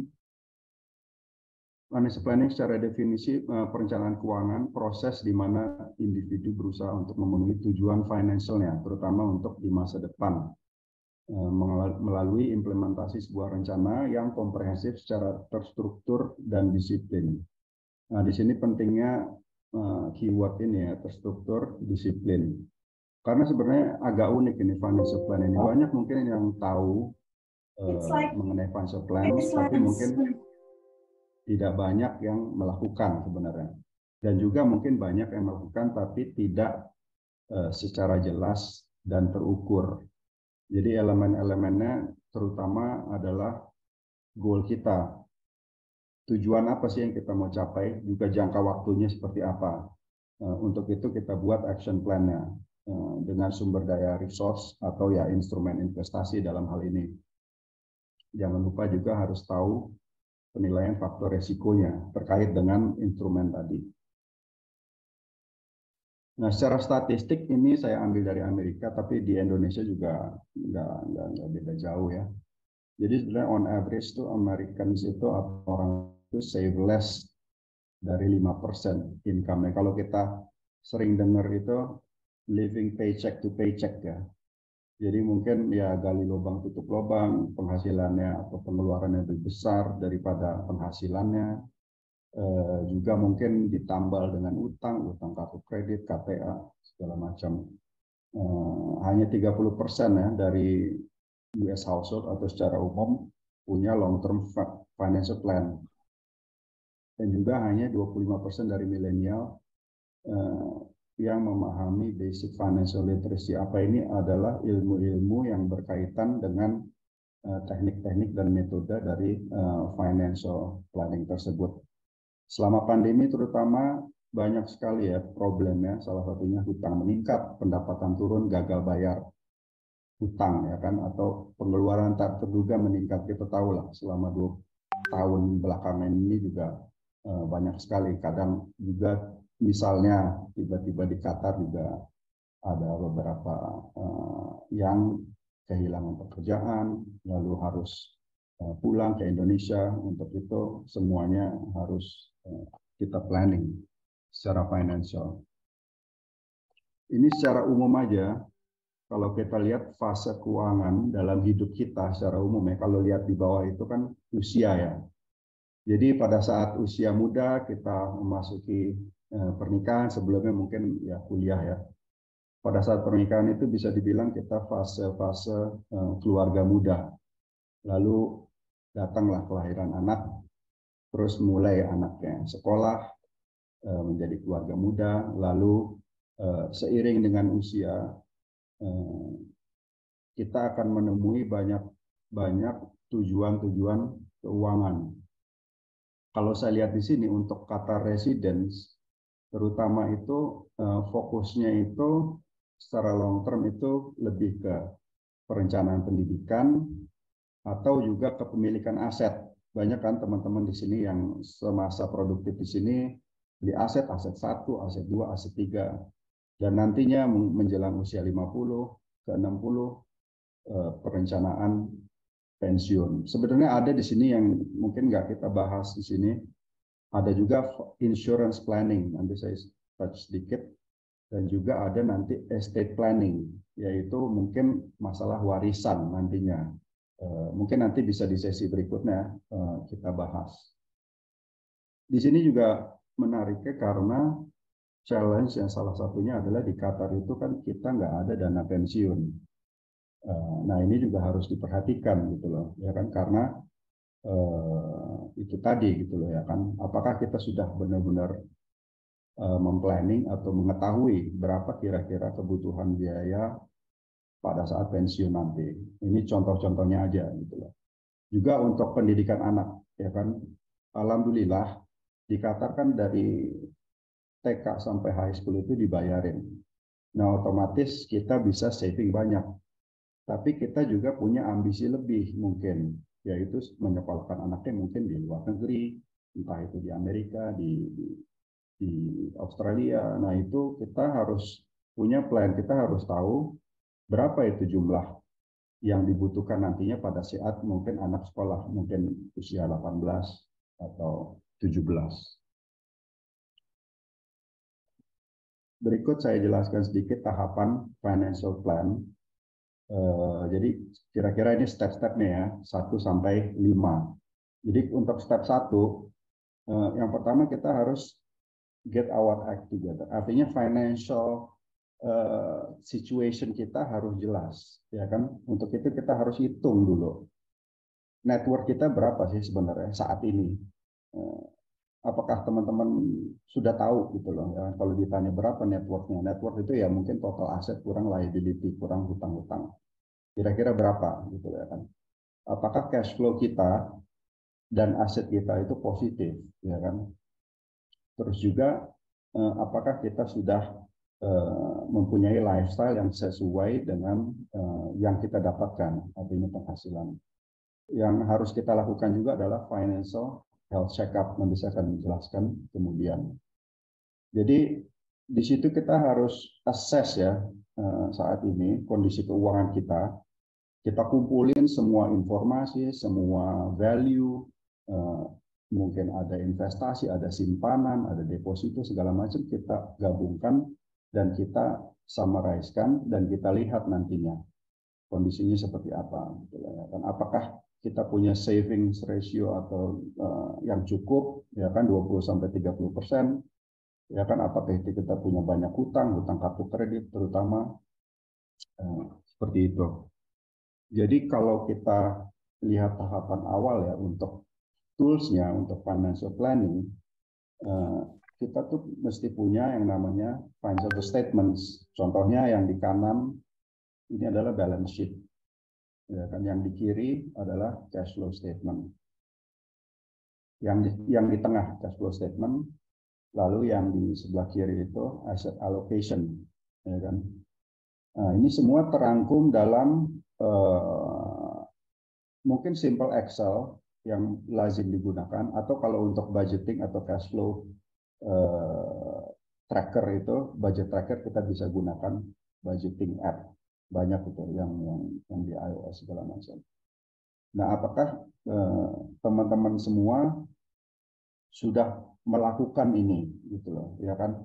Atau cuman tahu aja gambarannya, uang saya ada sekian di bank A, ada sekian di bank B, saya punya sekian reksadana gitu loh. Kalau belum, ya saya sarankan harus mengumpulkan semua informasi ini dalam bentuk financial statement ini.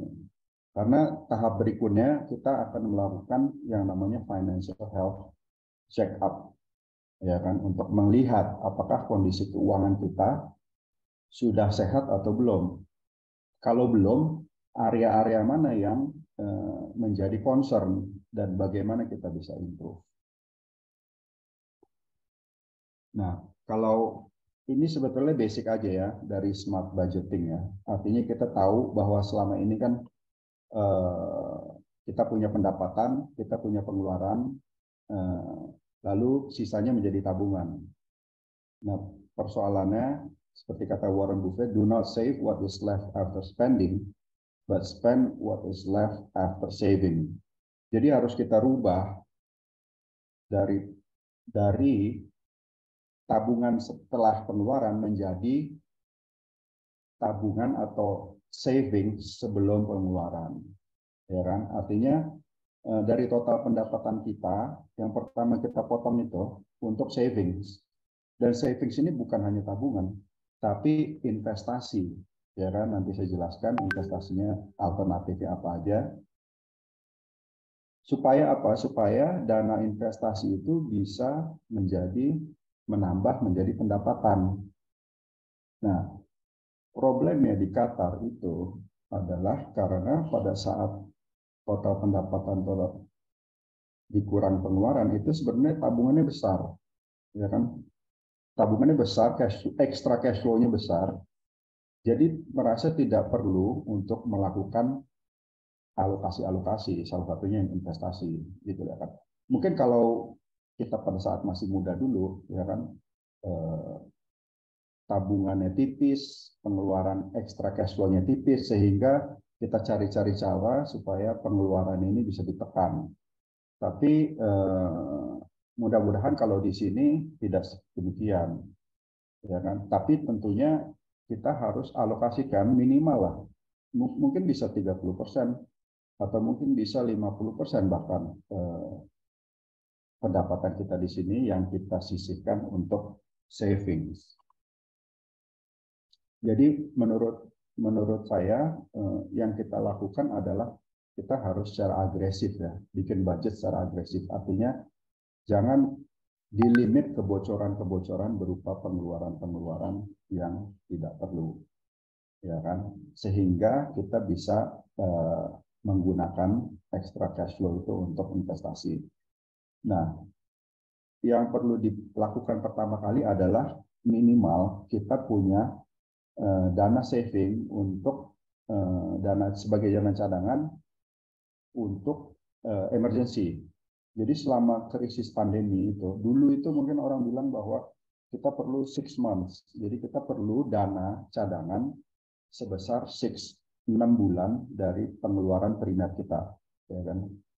Tapi dengan adanya pandemi 2 tahun yang lalu dirasa nggak cukup. Jadi mungkin malah kita perlu 1 tahun dana cadangan kita Jadi dana cadangan ini bisa juga kita investasikan. Jadi nggak harus berupa cash gitu loh di tabungan, tapi mungkin bisa investasikan di yang liquid gitu loh, misalnya sukuk ya kan, atau yang sangat mudah cairkan. Karena mungkin ada juga pengalaman mungkin tahun 2015 ada layoff besar-besaran di Qatar, tahun 2018 juga ada layoff juga pada saat sebelum pandemi, pada saat oil price turun. Ya, di saat itu ya baru kita benar-benar merasa bahwa kita perlu gitu loh ya kan dana cadangan ini. Dan kalau kita lihat dana cadangan untuk 6 bulan itu, untuk 6 bulan hidup di mana gitu kan. Kalau kita realitanya di sini begitu kita di layoff mungkin ya harus pulang ke tanah air. Jadi mungkin 6 bulan atau 1 tahun itu bisa berupa pengeluaran primer yang kita perlukan di Indonesia. Itu gitu loh. Dan juga selama pandemi salah satu tantangannya adalah kurangi berhutang, ya kan, sehingga harus dibedakan juga antara kebutuhan dan keinginan, ya kan. Jadi untuk smart budgeting ini yang pertama kita lakukan adalah pastikan tabungan ini atau dana investasi ini positif ya tentunya ya. Jadi jangan sampai ada defisit, ya kan, karena ini akan menyulitkan kita di kemudian hari. Dan pada saat usia-usia tertentu, mungkin ya mungkin sekitar 40, 45, 50 itu justru sebagian besar pendapatan kita harus kita maksimalkan untuk investasi. Jadi benar-benar harus kita kurangi kebocoran atau pengeluaran-pengeluaran yang tidak kita perlukan. Nah, tadi kan saya sebutkan bahwa kita perlu financial statement yang pertama kali ya untuk kita bisa melakukan planning. Nah, what's next dari itu? Ya kan, ini salah satunya beberapa aja adalah kita hitung personal financial ratios. Ya kan, jadi seperti dokter lah ya, kalau kita mau ngecek apakah kita baik atau enggak kan dia medical check up ya. Nah, ini financial check up. Dari sini kita bisa lihat apakah kita sudah sehat, ya kan? Karena dengan financial statement dan juga dengan financial ratio ini kita baru bisa memulai melakukan financial planning, ya kan? Salah satunya emergency fund tadi yang saya bilang, jadi near cash atau near cash assets dibagi monthly expense kebutuhan primer per bulan, batas normalnya 6 sampai 12 bulan. Ada saving ratio, jadi berapa yang bisa kita save dibagi dengan net income kita. Minimal itu 20, 30% lebih bagus. Dan mudah-mudahan kalau di Qatar bisa lebih dari segitu ya. Terus ada debt to asset ratio, ini dari balance sheet ya.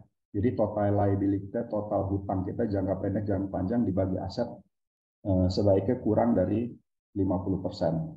Ada debt service ratio, jadi total pembayaran. Mungkin buat teman-teman yang ada cicilan mobil, ada cicilan rumah, ya kan? Atau mungkin ada cicilan-cicilan lainnya. Kalau bisa itu kurang dari 35% rasionya. Investment ratio berapa banyak? Ini dari balance sheet tadi berapa banyak nilai investasi kita dibagi dengan nilai total aset, net aset kita. Sebaiknya lebih dari 50. Lalu juga ada liquidity ratio, jadi liquid assets.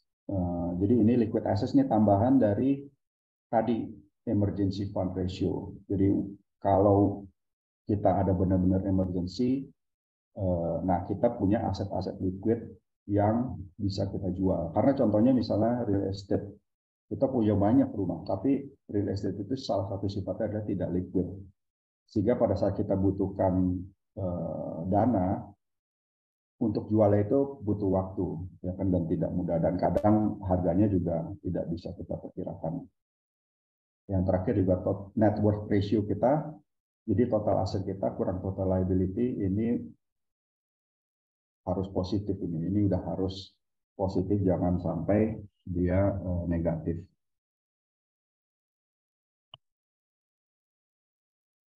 Nah, kemudian kita set goals, ya kan? Beberapa goal misalnya kita tentukan jangka waktunya. Jadi kalau kita ada kebutuhan spesifik tertentu, kita set gitu loh. Kira-kira kita butuhnya, contohnya kayak dana pendidikan. Kita udah tahu kira-kira anak kita usia 18 itu tahun berapa, ya kan, anak ke-1, ke-2, ke-3. Terus berapa lama kita ingin bekerja, ya kan, kaitannya dengan dana pensiun. Ya kan, kalau di sini kan, kalau di Indonesia kalau nggak salah pensiun itu berapa ya? 55 mungkin ya. Kalau di sini 60. Ya kan, tapi apakah kita mau benar-benar kerja sampai umur 60? Ya kan, kalau nggak umur 55. Nah, apakah kita punya plan dan apakah kita financially ready, ya kan, untuk pensiun di usia segitu? Terus ada tujuan khusus, yaitu tadi kalau buat yang belum menikah, atau mungkin, nah salah satunya haji, ya kan, untuk pergi berhaji, ya kan, karena setahu saya juga sekarang itu biaya haji itu tidak murah juga ya, untuk ukuran di Indonesia, juga untuk ukuran di Qatar bahkan, ya kan. Kalau saya bandingkan dulu saya haji tahun 2010 dengan sekarang itu kalau nggak salah udah 2 kali lipat itu harganya. Nah itu harus kita plan, ya kan, untuk yang besar-besar tersebut. Tapi kita juga harus pahami toleransi resiko kita, ya kan. Dari diri kita sendiri, kita tuh sebenarnya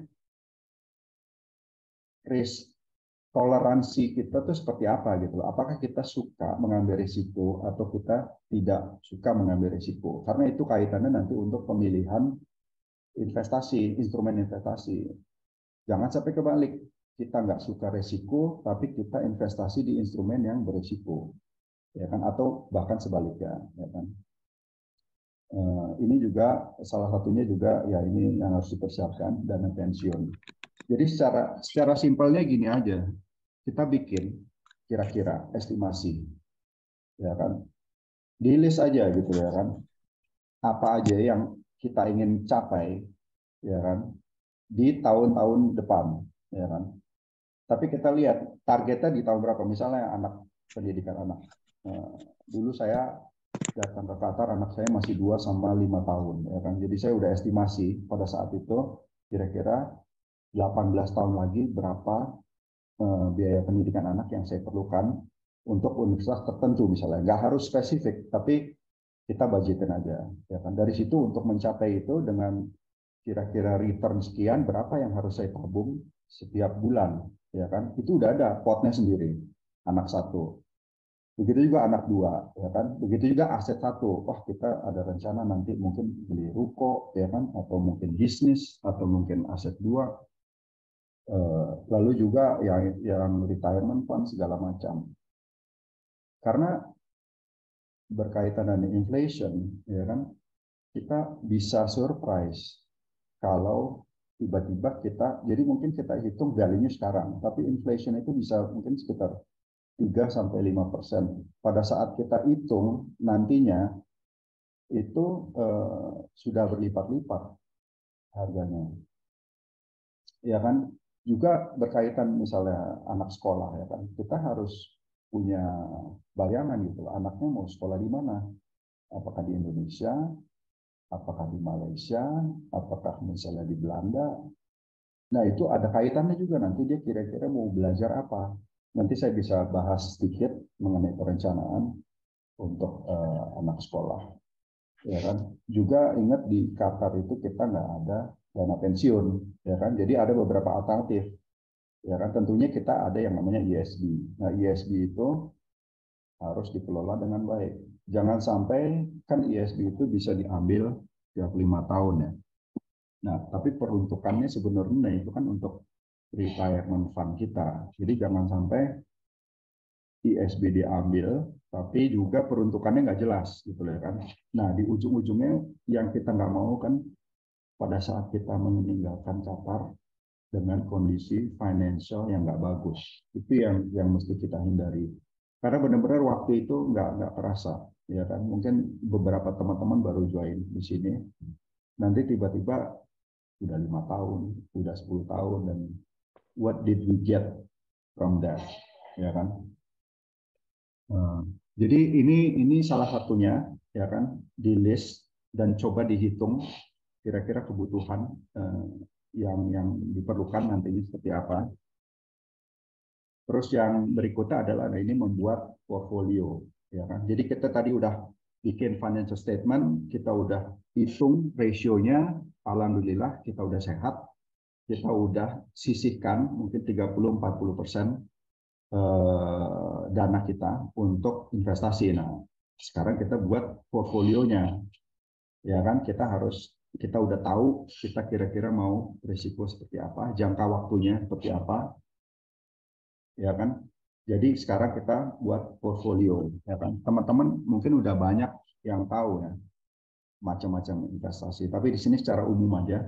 Jadi investasi sebenarnya ada 2 jenis. Yang pertama adalah guaranteed return. Jadi returnnya itu bisa diprediksi dan digaranti.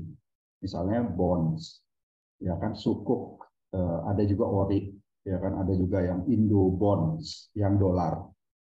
Itu udah jelas, kita udah tahu mungkin bunganya, kuponnya 4%, 5%. Nah, ada juga yang non guaranteed return. Jadi returnnya bisa naik, bisa turun. Dan itu macam-macam. Yang paling umum adalah saham. Saham ini kita bisa beli dari reksadana atau langsung di pasar modal. Kemudian ada emas, properti, bisnis, dan forex, ya kan. Ini sifatnya adalah non guaranteed return, ya kan. Dan ini beberapa ini kayak seperti forex atau bisnis ini termasuk yang resikonya mungkin lebih tinggi mungkin dari emas. Nah, kita perlu pahami juga ini ya kan. Jangan sampai kita juga terjebak gitu loh ya kan. Salah satunya ke yang investasi bodong misalnya, ya kan, di mana sebenarnya itu adalah instrumen beresiko, tapi ternyata dia menjanjikan return. Nah, itu udah red flag menurut saya, gitu kan. Jadi jangan sampai dana yang tadi kita udah sisihkan kita terjebak di investasi yang nggak baik, gitu loh, ya kan. Nah, yang dimaksud beresiko ini sebenarnya apa? Beresiko itu adalah volatility-nya tinggi. Jadi harganya itu bisa naik, bisa turun dalam waktu yang cepat, gitu loh, ya kan. Sehingga dibilang itu beresiko. Ya, saham juga ada yang beresiko, ya kan. Tapi ada juga saham yang kayak seperti blue chip itu tidak terlalu relatif lebih stabil, ya kan. Nah, ini adalah jenis-jenis investasi yang kita bisa pilih untuk membuat portfolio kita. Ya, berikutnya adalah kita alokasikan aset kita. Kalau kita udah banyak investasi sekarang, saya minta teman-teman bikin pie chart seperti ini. Lihat di situ, ya kan, alokasi holding aset teman-teman itu seperti apa, ya kan.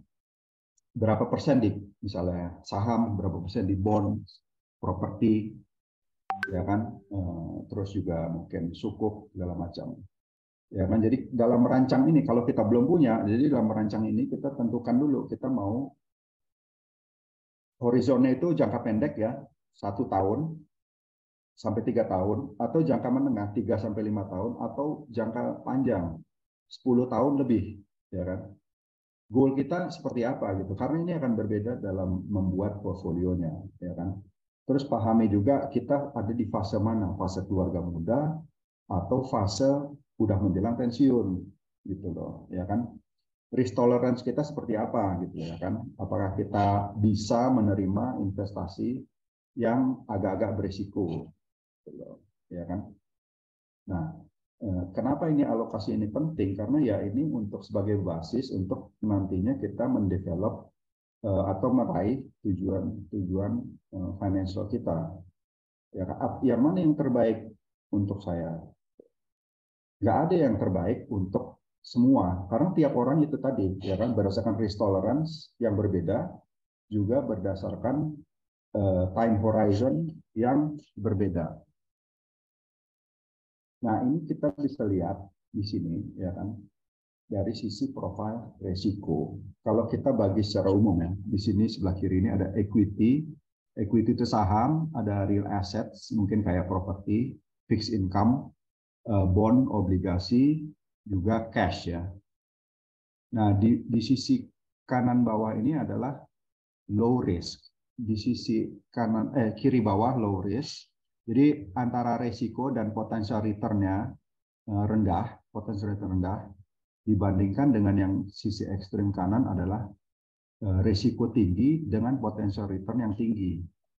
Nah, kalau kita seseorang yang mau, jadi gini, kalau saya misalnya melihat dari usia, ya kan, kalau kita usia 20, 25, 30, kita bisa membuat portfolio yang lebih agresif. Kenapa? Karena pada saat harga naik turun itu kita, kalau harganya turun, kita punya banyak waktu untuk bisa catch up nantinya, ya kan, potensi upside, ya kan. Sehingga kalau agresif, ini bentuknya seperti ini, lebih banyak di saham, mungkin 70% di saham, ya kan. Begitu juga kalau kita udah menjelang pensiun, jangan bikin portfolio yang agresif, ya kan, bikin yang konservatif. Di sebelah kiri sini, konservatif ini apa? Adalah lebih banyak di fixed income, ya kan. Nah, seiring dengan waktu kita bisa adjust portfolio ini. Jadi jangan kebalik ya, jangan pada saat kita mau usia pensiun portfolio kita masih agresif ternyata, sehingga nanti pada saat ada market downturn, ya kan, kita hilang itu, kita nggak bisa persiapan buat pensiun, gitu kan. Tapi juga kalau kita masih relatif muda, masih bisa 10-15 tahun lagi berkarir, ya kita bisa take some aggressive instruments. Kenapa? Karena kita bisa merealize potential upside return-nya. Ya kan? Karena sayang gitu loh, saya tunjukin return-nya kira-kira. Jadi ini yang harus dipahami antara profil resiko dan tipe portfolionya. Seperti ini. Nah, ini yang tadi saya bilang di kiri atas ini adalah jenis portfolio berdasarkan usia dan risk profile. Jadi pada saat kita muda, ya kan, kita bisa justru saatnya adalah investasi di saham misalnya. Ya kan. Pada saat kita sudah pensiun, jangan banyak-banyak, boleh aja investasi di saham, tapi kita main di persentasenya. Jadi mungkin hanya 5% dari total portfolio kita. Ya kan? Nah, ini reksadana ini kan salah satu yang cukup populer ya sekarang ini, karena kita mungkin nggak mau langsung invest di saham, kita invest aja di reksadana, ya kan? Nah, reksadana juga ada jenis-jenisnya, ada pasar uang, pendapatan tetap, saham, campuran. Masing-masing juga berkaitan dengan risk profile tadi. Ya, mungkin BCA juga ada itu, saya tahu gitu ya. Nggak tahu kalau bisa beli dari sini ya, tapi mungkin saya bisa sih beli online ya kalau nggak salah ya, reksadana ya. Jadi kayak financial statement yang kita sudah develop, terus ratio yang kita sudah hitung, sudah siap untuk bikin portfolio, mulailah kita belanja atau investasi, beli instrumen investasi untuk develop portfolio kita. Ya kan? Kalau misalnya kita nggak mau repot untuk tahap-tahap awal, kita bisa beli reksadana, ya kan? Nah, ini juga penting juga di sini kita bisa lihat kanan atas adalah jenis-jenis instrumen berdasarkan resiko, ya kan? Jadi selain reksadana dan saham, ada juga yang kita dengar derivatif. Derivatif itu ada stock option, ya kan? Ada forex, ya kan? Macam-macam, ya kan? Dan itu sangat-sangat berisiko, ya kan? Bukan berarti harus dihindari, tapi kalaupun mau investasi di yang berisiko tersebut harus dipahami, ya kan?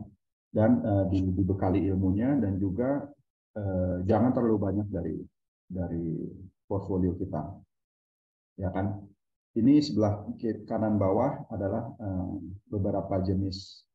Jadi dari sisi return, ini kira-kira reksadananya sedemikian gitu loh. Misalnya kayak reksadana pasar uang, biasanya returnnya itu sekitar 6-7% per tahun, ya kan. Reksadana obligasi itu mungkin sekitar 10-15% per tahun. Ini secara average aja ya, kadang naik kadang turun gitu loh. Reksadana saham bisa kadang-kadang lebih dari 20% malah, ya kan. Jadi ingat, kita tahap di mana untuk usia kita, pahami tujuan-tujuannya sehingga kita bisa develop portfolio. Ini contoh aja ya, dari saya nggak punya data yang pas COVID ya, tapi ini dari Januari 2010 sampai Januari 2019, ya kan, bisa dilihat itu pada saat kita investasi, ya kan, itu returnnya udah sangat tinggi gitu ya, karena memang pada saat itu peak ya, dan ini reksadana gitu loh, ya kan. Jadi kalau ini dalam waktu 10 tahun gitu loh. Jadi kalau buat teman-teman yang usia produktifnya masih panjang tapi tidak sempat investasi di reksadana, ini kan agak disayangkan gitu loh, karena kita tidak bisa mengambil opportunity dari naiknya market pada saat itu, ya kan. Ini di reksadana. Kalau saham dia lebih, untuk investasi saham dia lebih melejit lagi ya. Bisa dilihat dari mungkin indeks IHSG gabungan atau mungkin S&P ya di Wall Street gitu loh, ya kan.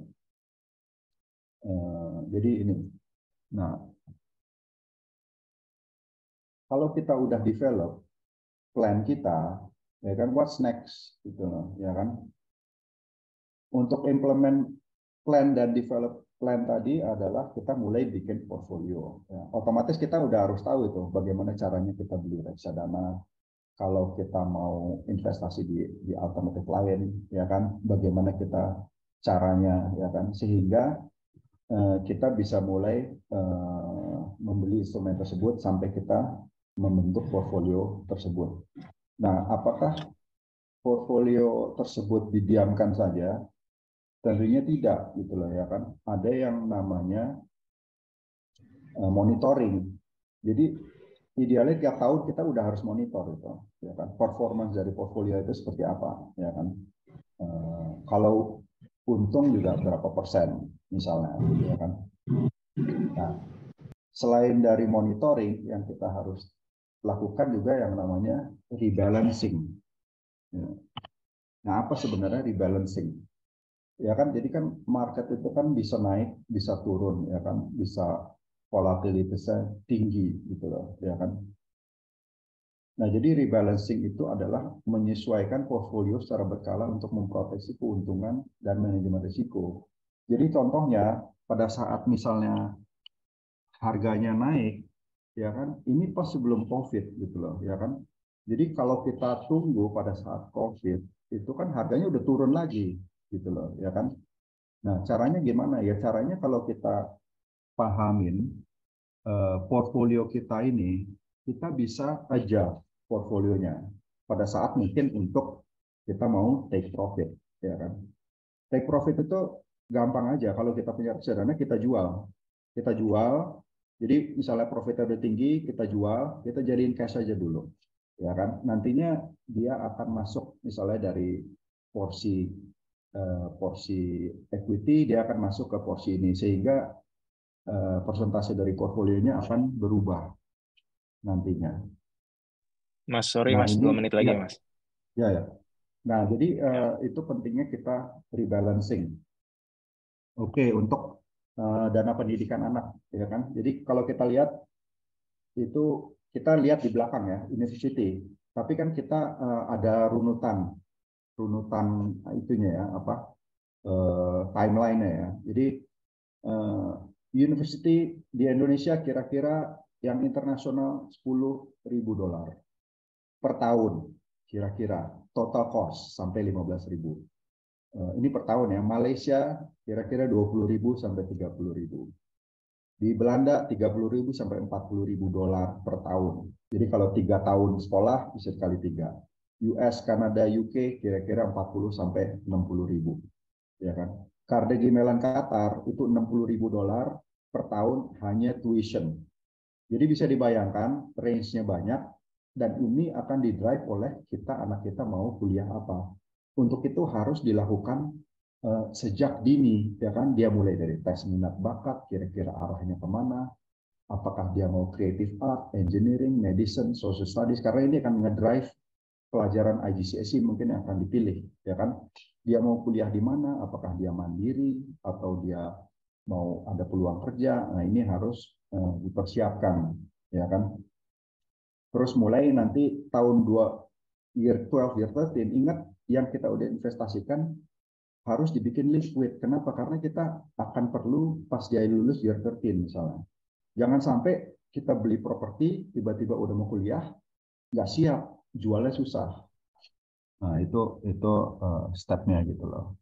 Untuk pensiun juga begitu, ya kan. Kapan kita mau pensiun, ya kan. Terus mau pensiun di mana misalnya, ya kan. Kita harus prepare, ya kan. Karena usia 50 itu udah harus jangan investasi di hal-hal yang beresiko, ya kan. Contohnya aja nih, misalnya ada case ya, kira-kira di Jakarta ya. Jadi usia misalnya 40 nih, kita mau pensiun di Jakarta. Di Jakarta sekarang kira-kira pensiun per bulan habis 20 juta. Itu 360 juta per tahun.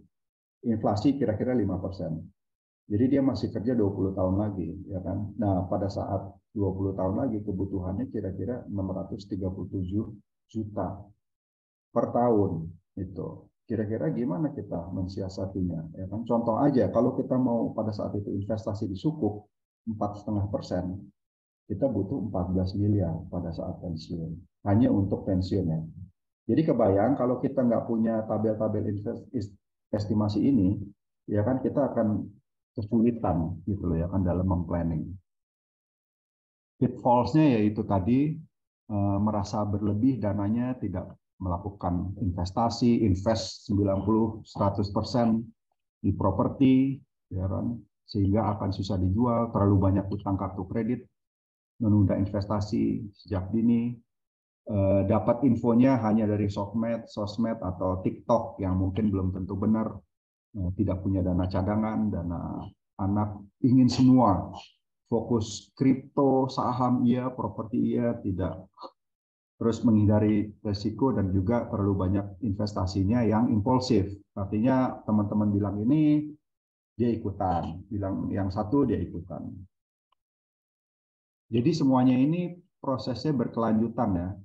Mulai investasi sebaiknya sejak dini, smart saving, miliki strategi investasi, bijak dalam memilih investasi, jangan impulsif seperti tadi, supaya kita punya plan yang terukur, terencana, bisa memenuhi kebutuhan kita, bangun portfolio yang diversified, evaluasi juga. Jadi saya summarize-kan aja action plan-nya tadi seperti apa. Yang pertama kita tentukan financial goals kita, apa-apa saja, kebutuhan-kebutuhan besar, terus juga profil risiko kita seperti apa, time horizon-nya seperti apa, estimasinya. Lalu develop financial statement tadi, dihitung semuanya, lalu dilakukan check up apakah sehat gitu loh kondisi keuangan kita. Pastikan tentunya cash flow bulanannya positif ya, juga network positif. Yang utama juga dana darurat 6 bulan sampai 1 tahun.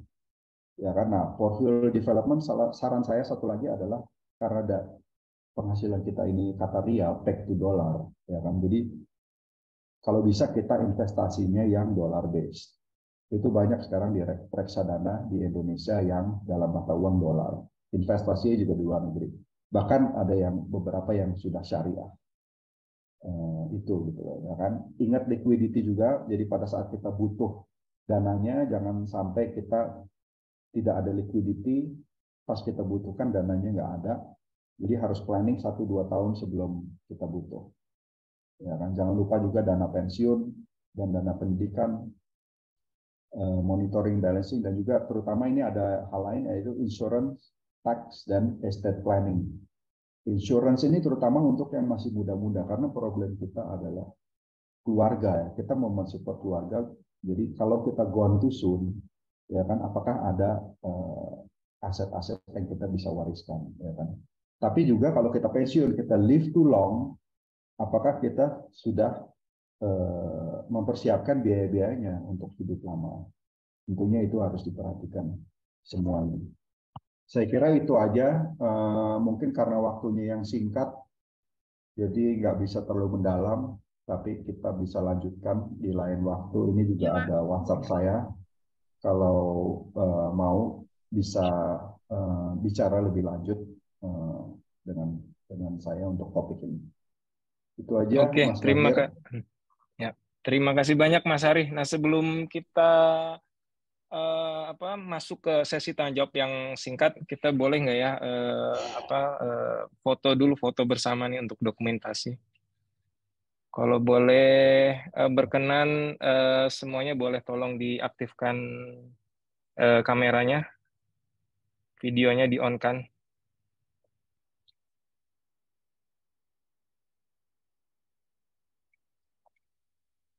Oke, ini ada beberapa halaman dari Mas Ari sampai Anggara. Sebentar, saya beberapa kali ya. Tahan senyumnya aja ya, tahan senyum selama 2 menit. Oke, sebentar. Banyak yang belum nyala tuh. Banyak yang belum nyala ya. Mostly udahlah. Oke, 3, 2, 1, page 1. Sayangnya belum senyum. Sebentar. Sebentar, 1, 2. Oke, page 2 sekarang. Tahan senyum. 3, 2, 1. Oke, terima kasih semuanya. Oke, kita langsung masuk ke sesi pertanyaan aja, terutama untuk Mas Ari. Ada pertanyaan dari rekan-rekan semua? Silakan. Sambil pada berpikir, boleh saya nanya dulu Mas Ari? Siap. Mas, tadi kan Mas Ari membicarakan tentang dana darurat ya. Nah, kan kita ini hidupnya di Qatar. Ini dana darurat yang dikonsider ini lebih baik dana darurat consider kita living di Qatar atau kita living balik di Indonesia, Mas? Karena dua tempat ini kan jomplang sekali ya standarnya. Ya, dari beberapa pengalaman dari teman-teman yang mungkin kurang beruntung ya. Jadi pada saat kita kena layoff itu kita cuma punya 3 bulan waktu tinggal di Qatar, ya kan? Dan itu bisa lebih cepat. Jadi misalnya kita nggak mau 3 bulan ya kita bisa minta 1 bulan tergantung bos kita cabut gitu loh, ya kan? Jadi menurut saya sih bisa kita hitung adalah yang di Indonesia gitu loh, ya kan? Alhamdulillah mungkin teman-teman di sini ya udah pada punya aset lah ya di Indonesia, udah pada punya rumah, ya kan, udah punya at least punya family gitu kan, jadi nggak perlu kita sisihkan untuk misalnya kayak di sini rental apartemen gitu lah kan, itu nggak perlu ya kan. Tapi bagaimana kita caranya? Karena toh sebenarnya kan kita kalau nggak salah dari 3 bulan itu kan kita ada penghasilan 3 bulan gitu loh, yang mana kita sebenarnya nggak perlu kerja gitu loh, ya kan. Jadi cukup kita sisihkan 6 bulan sampai 1 tahun itu di Indonesia. Jadi kenapa 1 tahun atau 6 bulan? Karena misalnya kita di layoff, kita di Indonesia itu kita punya waktu untuk mencari kerja gitu loh selama 1 tahun, ya kan. Nah, yang harus dipersiapkan juga adalah ini yang agak tricky adalah sekolah anak, ya kan. Karena kita dulu waktu 2018 kan pernah ada ini ya layoff ya, sehingga saya sendiri juga pernah menghitung-hitung jadinya emergency fund itu kira-kira seperti apa. Nah, untuk yang anaknya bersekolah di sini mungkin udah kelas-kelas tinggi, nah itu agak sulit ke Indonesia karena dia nanti akan sekolah di mana pada saat mungkin harus pulang gitu ya kan. Jadi ya itu harus dihitung gitu ya kan, entah dia sekolah mungkin untuk misalnya kesinambungan Global Jaya misalnya ya kan, itu berapa, atau dia bisa sekolah yang lain. Jadi sebenarnya kalau untuk pribadi sih pengeluaran kita nggak banyak ya, paling makan atau transport, tapi yang besar itu yaitu sekolah anak untuk selama 1 tahun itu harus dihitung gitu. Kira-kira gitu. Oke, terima kasih. Ada pertanyaan lain dari rekan-rekan semua? Silakan last question nih, sebelum kita tutup karena udah mau jam buka puasa juga.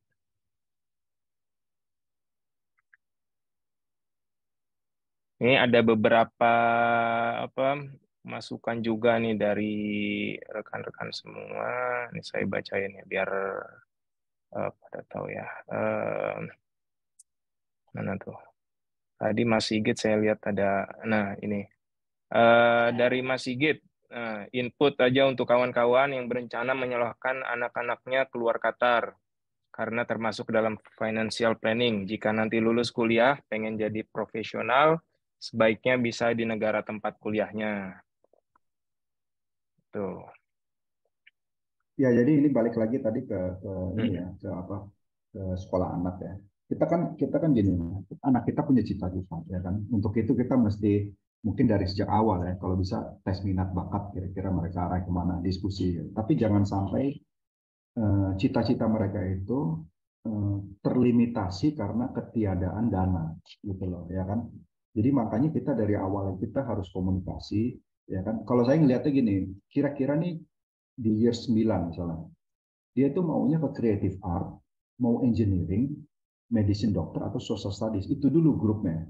Karena dari situ akan mendrive pelajaran yang dia pilih dan akan mendrive biaya.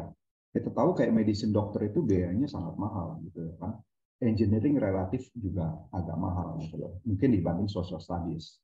Jadi hal-hal kayak gini, jadi kalau kita lihat persiapan anak sebetulnya bukan pada saat year 12 atau 13, tapi kita harus lihat pada saat year 8, 9, 10 itu udah ada diskusi kira-kira kemana. Nggak apa-apa nantinya berubah gitu loh. Itu nggak apa-apa. Tapi kita punya kayak big goal-nya gitu loh. Sehingga kira-kira terus juga lihat anaknya apa mandiri. Kayak tadi Mas Sigit bilang kan, peluang kerja, apakah anaknya sebaiknya kerja di tempat dia lulus nantinya dulu, ya kan, cari pengalaman, ya kan, itu akan mendrive budget kita. Pas year 11 kita udah mulai cari top 10 universities yang kita mau, ya kan. Jangan lupa liquidity-nya dipersiapkan gitu loh, ya kan, karena udah year 12-13 itu udah nggak bisa lagi kita jual properti misalnya, ya kan, agak sulit gitu loh, ya kan. Nah mulai saat itu gitu loh, ya kan. Jadi kira-kira ya gambarannya seperti ini gitu loh, ya kan. Sekarang S1 internasional pun kan nggak murah juga di Indonesia kan, mungkin bisa 100 jutaan setahun, belum sama living cost. Tambah lagi kalau dia biasanya international school tuh entah itu ITB, UI, UGM segala macam, 2 tahun terakhirnya dia mau di luar negeri, ya kan, misalnya, atau exchange student di UK atau apa, biasanya harganya normal itu. Jadi itu yang harus dipersiapkan juga gitu ya. Jadi kalau dulu itu mungkin saya di sini 2010 anak masih usia 5 tahun, dia baru kuliah tahun lalu, jadi saya langsung aja waktu itu saya cek Carnegie Mellon sekian harganya, saya inflasikan 5% dan itu relatif benar, sekarang itu kurang lebih harganya segitu gitu loh, ya kan, itu target saya. Tapi nantinya dia di bawah itu budgetnya nggak apa-apa, uang itu justru kita bisa pakai mungkin untuk dana yang lain gitu loh. Makanya kita budgetnya agresif aja, cari yang mahal supaya kita bisa adjust lifestyle kita untuk mencapai target itu. Tapi nanti pada saat dia sekolah ya tergantung minatnya, tergantung trennya ke depan seperti apa. Gitu. Betul. Oke, terima kasih banyak Mas Ari. Mantap ini diskusi kita sore ini. Oke, sebelum saya tutup, mau memaparkan juga beberapa takeaway lah ya dari diskusi kita pertama. Ya kita alhamdulillah lah diberkahi tinggal di Qatar dan bekerja di Qatar ini di tempat yang bisa dibilang the safest country in the world. Dan ya bisa dibilang compare dengan negara-negara di GCC, Qatar relatif stabil, job security juga relatively oke. Dan ya ini so far community Indonesia di Qatar juga semakin hari semakin bertambah. Jadi kita juga semakin nyaman di sini. Jadi tidak merasa lonely lah gitu, karena banyak teman-teman kita di sini juga, dan alhamdulillah lah yang banyak yang membuat kita betah insya Allah. Nah kemudian di sesi kedua yang dibawakan oleh Mas Ari, jadi takeaway-nya tadi ada 3 fase keuangan ya. Yang pertama perencanaan pendidikan, terus kemudian yang kedua kepemilikan aset, terus yang ketiga itu perencanaan pensiun. Nah insya Allah ini 3 topik ini nanti insya Allah akan kita kupas satu-satu secara detail. Nah ini kebetulan juga nih Mas Ari tadi menyampaikan slide itu, ini udah ada dalam bucket list kita nih untuk nanti insya Allah di sharing session ke depannya. Nanti waktunya kita kabarin lagi lah. Oke, terima kasih semua rekan-rekan yang sudah join di Ngabuburit bersama IATMI Qatar sore ini. Semoga ilmu yang dibagikan tadi oleh Mas Dimas Permana, terus kemudian Mbak Dian dari BCA, terus kemudian Mas Ari bisa bermanfaat untuk kita semua. Sekali lagi saya ucapkan terima kasih dan selamat berbuka puasa bagi yang menunaikan ibadah puasa. Terima kasih Mas Ari, Mbak Dian, Mas Dimas. Terima kasih Sampai jumpa semuanya. Ya. Terima kasih Mas Bagir, Mas Ari, Mas Dimas, Mbak Dian. Terima kasih Bapak-bapak dan Mbak Dian. Ya. Recording stopped.